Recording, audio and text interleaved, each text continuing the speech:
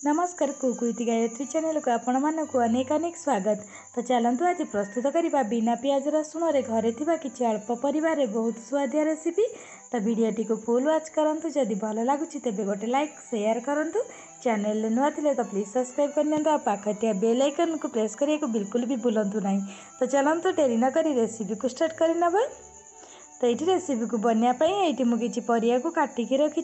तो ये आग प्रथम किसी कखारू को नहीं जाऊँगी। कखारू को भल भाव धोईकी चोपा छड़ी ये काटिकी रखी। आईटी किसी कांकड़ को भी मुझे काटिकी रखी। आईटी किसी पोटल को काटिकी रखी। तो ये मुझे किसी जह्नी को काटिकी रखी। आईटी किसी बैगण को भी काटिकी रखी।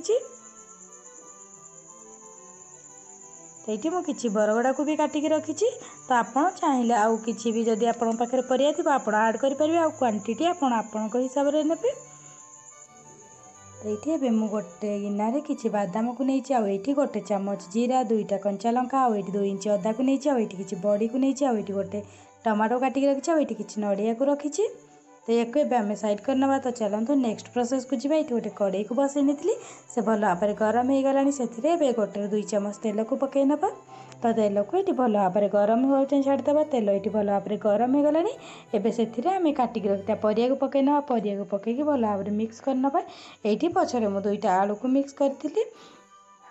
सबू तरकारी तो आलू निहाती दरकार। तो ये आलू को पकई नेली। आईटी परिया टे सफ्ट हाँपी ये गोटे चामच लुण को पकई नेली। लुण को पकईकी ये भल भाव में मिक्स करनवा। आईटी 2 ରୁ 3 मिनिट पर्यंत परिया को टिके फ्राए हाँपी छाड़ीदे। मझे मझे एमती एपट सेपट कर नौथे। तो ये परिया को साइड कर नेली। एवं बादाम को फ्राए करना। बादाम को ये 1 ରୁ 2 मिनिट पर्यंत मीडियम फ्लेम रे फ्राए करना। तो से रेडी हो। तो ये बादाम को मझे मझे एपट सेपट कर नौथे।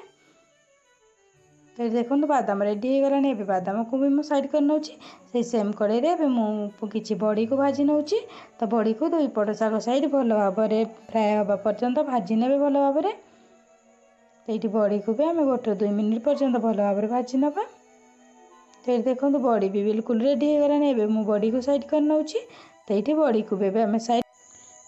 तो ये बड़ी को साइड करना। बड़ी को साइड कले से सेम कड़े अल्प किसी तेल को पकई ना। तो ये 1 ରୁ 2 चामच तेल को पकई नौ। तेल को गरम हाँपी छाड़ीदे। तेल गरम होगापर से चीनी को पकई ना। तो ये अल्प किसी चीनी को पकई नौ। बेसी चीनी पकईबानी, मीठा लगे तरकारी एतटा टेस्ट लगेनि। अल्प किसी चीनी खाली कलर पर आम पकई ना।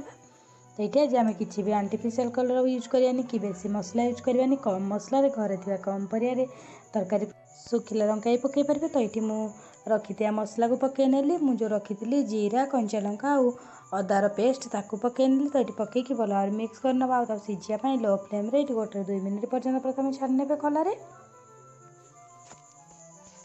तो 2 मिनिट पर से गुंड मसला को पकई नौ। ये मुझे गोटे चामच लंका गुंड को पकई नेली। आईटी हाफ चामच हल्दी गुंड को पकई नौ।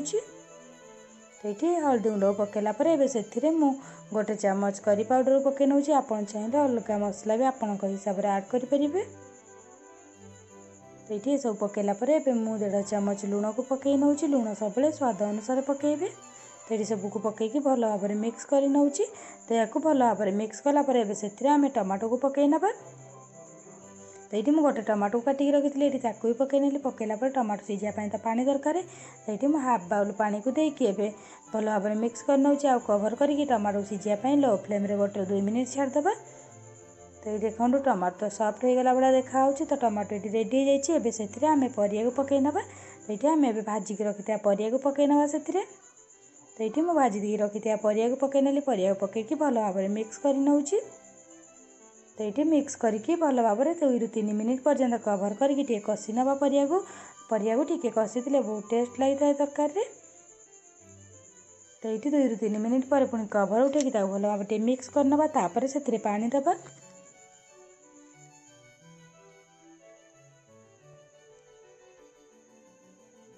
तो ये से हाफ ग्लास पानी को देली। पानी सब परिया जी सीझा दरकार से तरकारी तो बेसी पानी आई न था। तो ये परिया सीझापी जी पानी दरकार पानी देलापर कवर करके 8 ରୁ 10 मिनिट पर्यंत सीझापी परिया छाड़ीदे। आम तो भाजिला बेले परिया ऑलमोस्ट सीझी जाइला भी। तो ये आउ कि समय सिझापी छाड़ीदा। तो ये देखो तरकारी बिल्कुल रेडी हो गलानी सब परिया सिझी गलानी तो देखिले भी जना पड़ जाऊँ तो आप तो देखिए भी जानीपारे ये परिया बिल्कुल सिझी जाइए। एवं से आम काटिक रखी नड़िया को पकई ना आईटी जो बादाम रखी गुंड कर नहीं आपन चाहिए गोटा बादाम भी पकई पारे बहुत टेस्ट लगे। तो ये भाजी रही बड़ी को पकई नेली पकईकि से सबको भल भाव में मिक्स करनवा। आपन चाहिए बादाम गुंड नक गोटा भी पकेबे सेमती भी बहुत टेस्ट लगे। तो ये सब फ्लेवर को ऑब्जर्व करने कवर करके आउ गोटे मिनिट पर्यंत ये छाड़ीदा। तो ये गोटे मिनिट पर देखो कवर उठे आप देखो केते बढ़िया बास्ना आउ देखा जाते बढ़िया खायापी बहुत टेस्ट लगे। या आप भात रुटी सब सांगे खाईपारे। तो ये भल भाव में मिक्स करना आउे। तो ये देखो गर्मा गरम तरकारी बिल्कुल रेडी हो जाइए।